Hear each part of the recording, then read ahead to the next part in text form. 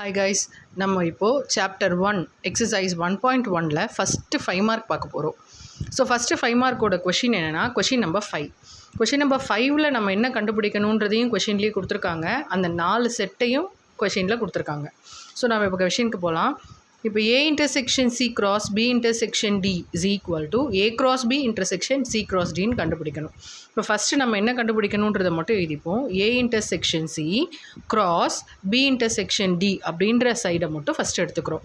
இப்போ இதில் A intersection C அப்படின்றத எடுத்துக்கிறோம். ஏன்ற செட் என்ன 1, 2, 3 இன்டர்செக்ஷன். Cன்ற செட் என்ன 3, 4. இப்போ இன்டர்செக்ஷன் அப்படின்னா என்ன அர்த்தம்? ஆல்ரெடி நீங்கள் 9th படிச்சிருப்பீங்க இதை பற்றி ப்ரீஃபாக. அப்போ இன்டர்செக்ஷன் அப்படின்னா அண்ட் அப்படின்னு அர்த்தம். அப்போ அண்டுனா என்ன? ஏ அண்ட் பி ரெண்டுத்துலேயுமே எந்த எலமெண்ட் இருக்கோ அதை தான் என்ன எழுதணும்? இன்டர்செக்ஷனில் எழுதணும். ஸோ இன்டர்செக்ஷனில் 3ன்ற எலமெண்ட் மட்டும்தான் ரெண்டுத்துலேயும் இருக்குது. ஸோ 3ன்றது மட்டும் எடுத்து எழுதியாச்சு. நெக்ஸ்ட்டு செட் என்ன? B intersection D. So B intersection டினா என்ன அர்த்தம்? ஃபஸ்ட்டு பி செட் எழுதணும், இன்டர்செக்ஷன், அடுத்து டி செட் எழுதணும். ஸோ 1, 3, 5 நல்லா பார்த்துக்கோங்க. டி செட் எழுதணும். ஸோ டி செட் எழுதியாச்சு. இப்போ ரெண்டுத்துலேயும் காமன் எலமெண்ட் என்ன? 3 ஆல்சோ 5.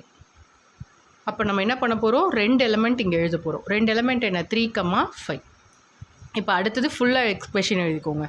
ஏ intersection C cross B intersection D. இப்போ ஏ இன்டர்செக்ஷன் சி என்ன? 3 மட்டும். கிராஸ் பி இன்டர்செக்ஷன் டின்றது என்ன? 3, 5. இப்போ ரெண்டுத்தையும் கிராஸ் ப்ராடக்ட் பண்ண போகிறோம். அப்போ 3, 3, 3, 5. ஸோ 3, 3, 3, 5 நல்லா பாருங்கள். 3ஐயும் 3ஐயும் கிராஸ் ப்ராடக்ட், அதே 3ஐயும் 5ஐயும் கிராஸ் ப்ராடக்ட். ஸோ 3, 3, 3, 5. 3, 3, 3, 5 இதான் ஈக்குவேஷன் நம்பர் 1. இப்போ நெக்ஸ்ட்டு ஆர்ஹெச்எஸ் எடுக்க போகிறோம். A cross B intersection C cross D. இங்கே இன்டர்செக்ஷன் கொடுத்துட்டு அப்புறம் கிராஸ் ப்ராடக்ட், இங்கே கிராஸ் ப்ராடக்ட் கொடுத்துட்டு அப்புறம் இன்டர்செக்ஷன். ஸோ ஃபஸ்ட் என்ன பண்ண போகிறோம்? A cross B. So A cross பின்னா என்ன சொல்லியிருக்கேன்? ஃபஸ்ட்டு ஏ செட் எடுத்து எழுதணுமா? ஸோ 1, 2, 3 கிராஸ் பி செட் எழுதணுமா? 2, 3, 5. இப்போ ஃபஸ்ட்டு என்ன பண்ணணும்? 1ன்றது எலமெண்ட்டுக்கு 2, 3, 5 எழுதணும். அதே மாதிரி 2ன்ற எலமெண்ட்டுக்கு 2, 3, 5 எழுதணும்.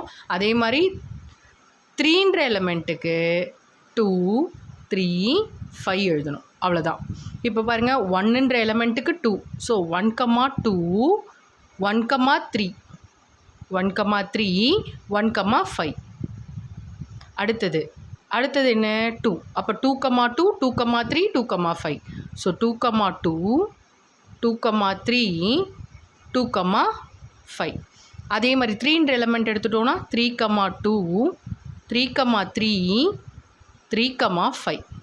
இப்போ இது முடிஞ்சிடுச்சு. இப்போ அதே மாதிரி சி கிராஸ் டி போட போகிறோம். இப்போ சி கிராஸ் டினா என்ன? சீன்ற செட்டு என்ன? 3, 4 கிராஸ் டீன்ற செட் என்ன? 1, 3, 5. இப்போ நான் ஆல்ரெடி போன இதுக்கு போட்ட மாதிரியே இப்போ இங்கே 3 எடுத்துக்கணும். இப்போ 3 எடுத்துட்டா 1, 3, 5 இதை எழுதிடுவோமா? ஃபஸ்ட்டு 3, 1, 3, 3, 3, 5. அடுத்தது 4. ஸோ 4ன்ற எலமெண்ட் எடுத்தால் 1, 3, 5. ஸோ 4, 1, 4, 3, 4, 5. இப்போ next A cross B intersection C cross D. இப்போ இதில் என்ன?